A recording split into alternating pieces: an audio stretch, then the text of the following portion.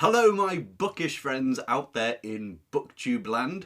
Today this video is going to look at the funniest comedy author ever, and he is a classic. The author himself has written over 100 books and I have a very small bunch of them here, but who is it? Well, stay tuned and find out.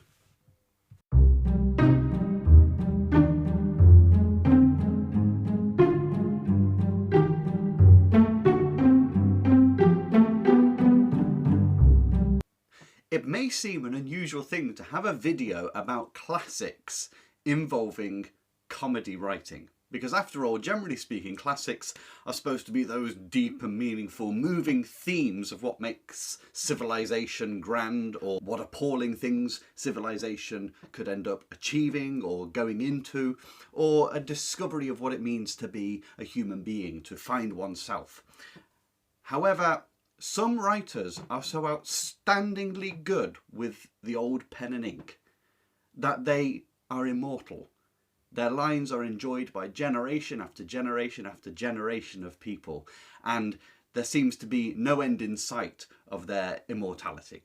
The author I want to tell you about today is, in my opinion, unparalleled when it comes to stringing sentences and images together in a way that makes you spit your tea out when you're drinking. In fact, this author was the first author I ever read. I was on a public bus at the time, and he caused me to burst out laughing on the top deck of a double-decker bus. In Britain, and believe me, in Britain one doesn't tend to do this, to laugh uproariously in public and draw attention to oneself. We're a relatively reserved race who like to keep our heads down and out of the public eye. So for me to burst out laughing and spill my Coca-Cola into the bargain in front of a busload of people demonstrates the brilliance of this writer. He is, of course, many of you might know, P G Wodehouse. P G Wodehouse, Pelham Grenville Wodehouse, known to his friends as Plum, has written over 100 books. They're all comedy books. They all revolve around the buffoonery and hijinks of characters who are larger than life and very strange to a large degree. Much of it takes place amongst the nobility and aristocracy, and you get the typical bumbling English gentleman involved, encapsulated by P G Wodehouse. His most famous creations are Jeeves and Wooster. Bertie Wooster, Bertram Wooster, a man of independent means but nonetheless suppressed and agitated by multiple aunts. One of them, his Aunt Agatha, he describes as killing rats with her teeth and wearing barbed wire next to the skin.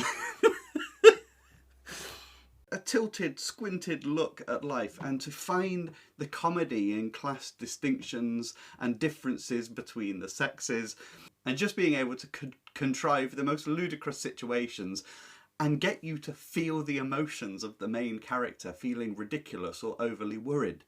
To give you an idea of what P G Wodehouse is like, he ended up in a bit of a feud with A. Milne, the writer of Winnie the Pooh. Growing up together, they're similar age writers, and Wodehouse viewed Milne as a friend. However, if you know anything of Milne's life, you'll know that he was pretty cantankerous. His young son said that I wished I wasn't the real Christopher Robin, and A. Milne's response to that was to write him out of his will. You know, he seemed to suffer from jealousy, and Wodehouse's ability with language and comedy just outstripped Milne, and Milne did his darndest to ruin Wodehouse. And Wodehouse did something. Let me just read you a quote. Wodehouse was once reported to have said that he had started a try-to-like A. Milne club. There were no takers until one man joined, only to resign a week later. Since joining the association, he explained, I have met Mr. Milne. You see, Wodehouse, as much as he fell out with Milne, had this ability to rise above it and treat it in an understated way. The big cause of the rift was during the Second World War. P G Wodehouse was interred in a German prisoner of war camp. He was caught in France. And the Germans said, could you do a couple of broadcasts for us, a few humorous broadcasts? And because Wodehouse would make the best of things wherever he was, and had that typical British stiff upper lip and let's make the best of wherever I am, let's see the funny side in things. He did, I think it was 5 or 6 broadcasts for the Germans. Back home, a whole host of authors, jealous of his talents, tried to say that he was in collusion with the Nazis. He was in an internment camp, for goodness sake. And A.A. Milne wanted him accused of treason. I mean, talk about jealousy of a rival, which could have turned horribly nasty. Wodehouse never returned to Britain. He moved to America after the war and was very upset by everything. But he managed to keep his sense of humour through all of that. To give you an idea of how Wodehouse took things in his stride, he actually writes about 2 men discussing at a bar the German situation, and one of them calls Hitler, he's nothing more than a shilly-shallier. Either grow it or don't grow it. He can't keep sitting on the fence with this. Either one has a moustache or one does not have a moustache. You know, he's rather amusing. In his German broadcast from an internment camp, here's an example of something that he said, and you tell me whether this is treasonous. Young men starting out in life have often asked me, how can I become an internee? Well, there are several methods. My own was to buy a villa in Le Touquet on the coast of France and stay there till the Germans came along. This is probably the best and simplest system. You buy the villa and the Germans do the rest. You see, it's this typical farcical look at life. And it carries over into his wonderful, wonderful books. I've got an array of them here. If you want a collection, the Everyman hardbacks. You probably know the Everyman series of hardbacks for all the classics, but they have a specific collection of P G Wodehouse. They come in this nice sort of A5 sized book, hardback with a lovely sort of 1920s art on it, because all of his characters and doings take place in the early 20th century in the great aristocratic homes around the country. So they come with such good titles like this one, Do Butlers Burgle Banks?, in which someone who is acting as a butler is in fact a gangster. And a bank owner, because of some troubles in the bank, needs someone to burgle the bank, so he gets this butler to do it.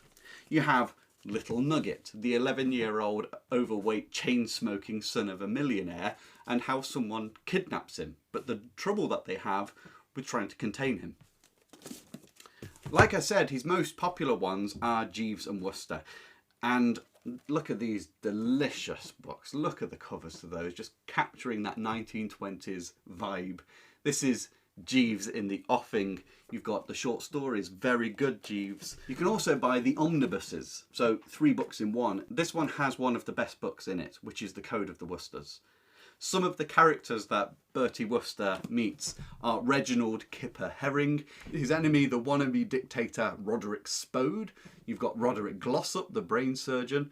You have a character called Wat Watley, Madeline Watkin Bassett, Gussie Fink Nottle, Galahad Threepwood, Freddie Threepwood, Lord Emsworth. Ukridge is another one, Uncle Fred Dynamite, and Love Among the Chickens, brilliant books. My favourite character actually is someone called Smith, spelt with a P, P-S-M-I-T-H. He is the funniest character. He believes in socialism, but he's also a toff, and he's just great. Now, I did have the Smith omnibus. Unfortunately, I've lent it to someone and never got it back, but if you can get hold of Smith, that's great. P G Wodehouse also has a collection of books called the Blandings series, and this is set at Blandings Castle, where a sort of reclusive lord, Lord Emsworth, Clarence Lord Emsworth, all he's interested in is his prize-winning pig, the Empress of Blandings.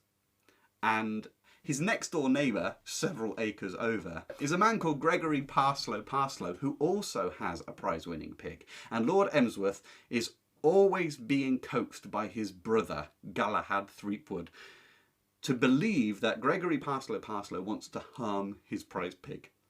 And the hijinks it gets people into. There's no way to do justice to P G Wodehouse. And so what I'm going to do, I'll read you a couple of the reverse sides of the book to give you an idea of plots. And then I'll read you a couple of excerpts from the book so that you can just get an idea of P G Wodehouse's writing style. He is sublime. So here goes. Jeeves in the offing. Taking a trip to Brinkley Court should be a joy for Bertie. When, however, he discovers that his fellow guests are to include his former fiancée Bobby Wickham, Mrs. Cream, the crime writer, Bertie's favourite brain specialist, Sir Roderick Glossop, and his equally popular ex-headmaster, prize stinker Aubrey Upjohn, Bertie looks set to have a troublesome time. This is a phenomenally funny book. I'll read you a bit from it in a minute. That reminds me, Bertie is forever getting engaged to girls whom he doesn't want to get engaged to. They seem to snap him up to stick it to their boyfriends who have upset them. And Bertie is constantly needing his valet, Jeeves, who is eminently brainy, to get him out of a fix. Here's the book Hot Water. Mr. J. Wellington Gedge is hoping for some peace and quiet while his wife takes herself off for a while. She, however, has invited numerous visitors to the chateau to whom he will have to play reluctant host. Senator Opal and his daughter Jane are expected, and the chateau's handsome gadabout owner Vicomte de Blizac. When a certain letter goes missing, landing the senator in the proverbial hot water, it is up to Packy Franklin, a great pal of the Vicomte's, to sort out the mess. Unfortunately, this involves a little light safe-cracking. Luckily, Packy bumps into the light-fingered Soup Slattery. So you can see it's hijinks, highly contrived, but the sentence structures, the way he says things in the book, just have you rolling on the floor laughing. I'll read you some excerpts from some of his work, starting with Jeeves in the Offing. His openings are always brilliant, and if you like British understatement, these are definitely the books for you, because he does it par excellence. Jeeves placed the sizzling eggs and bee on the breakfast table, and Reginald Kipper Herring and I, licking the lips, squared our elbows and got down to it. A lifelong buddy of mine, this Herring, linked to me by what are called imperishable memories. Years ago, when striplings, he and I had done a stretch together at Malvern House, Bramley-on-Sea, the preparatory school conducted by that prince of stinkers, Aubrey Upjohn, M.A., and had frequently stood side by side in the Upjohn study awaiting the receipt of 6 of the juiciest from a cane of the type that biteth like a serpent and stingeth like an adder, as the fellow said. So we were, you might say, rather like a couple of old sweats who had fought shoulder to shoulder on Crispin's Day, if I've got the name right. That's his introduction, and he just goes on and on. There is a British actor called Richard Briers, and he is the only narrator I've known who can actually capture the essence of Bertie Wooster while reading. So if you like audiobooks, it's Richard Briers that you'll want to read. By the way, if you enjoy these videos and you love classic literature, don't forget to hit the like button, it helps me an awful lot, and to smash the subscribe as well, and follow me along on my journey through the classic literature. Anyway, back to some more books. Wodehouse has quite a number of books of short stories. Now, this is one of my favourite ones. It's called The Clicking of Cuthbert, and it's a group of short stories based around golf and sort of love affairs on the links and people who fall madly in love with golf itself and get obsessed by it. Listen to how he describes someone who's got the jitters while playing golf and is also not that great a golfer. His slice, of which he had almost cured himself, returned with such virulence that in the list of ordinary hazards he had now to include the tee box. And when he was not slicing, he was pulling. I've heard that he was known, when driving at the 6th, to get bunkered in his own caddy, who had taken up his position directly behind him.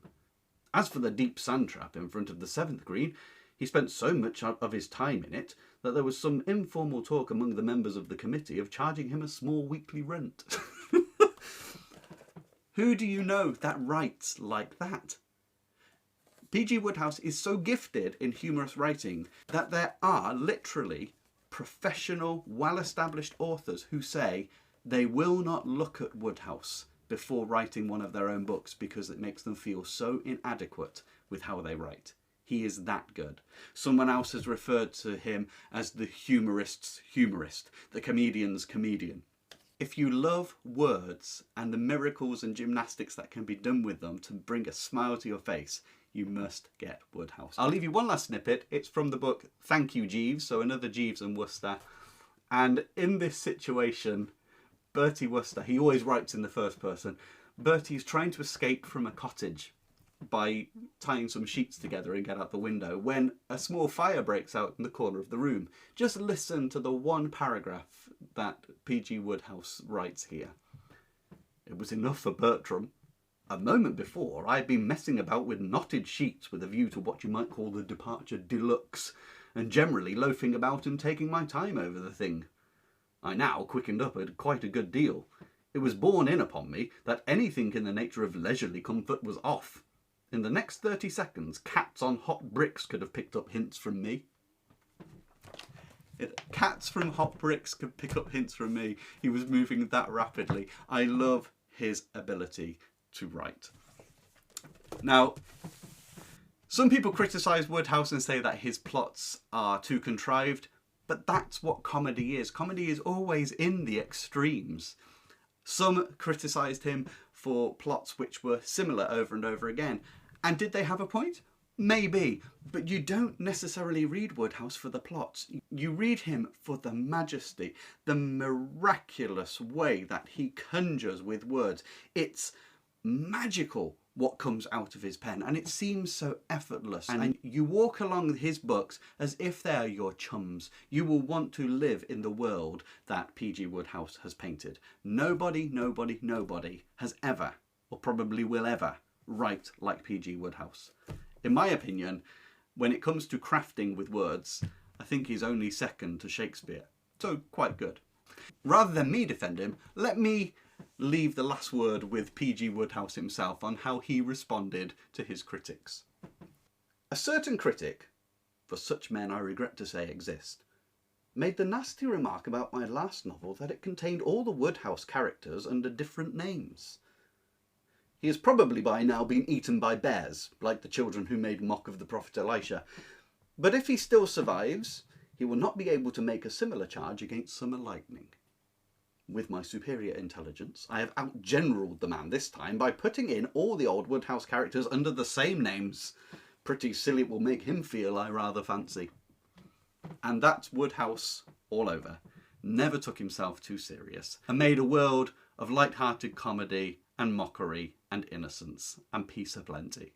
If you've never read P G Wodehouse, he is indeed the finest, the funniest comedy writer ever to have walked this earth.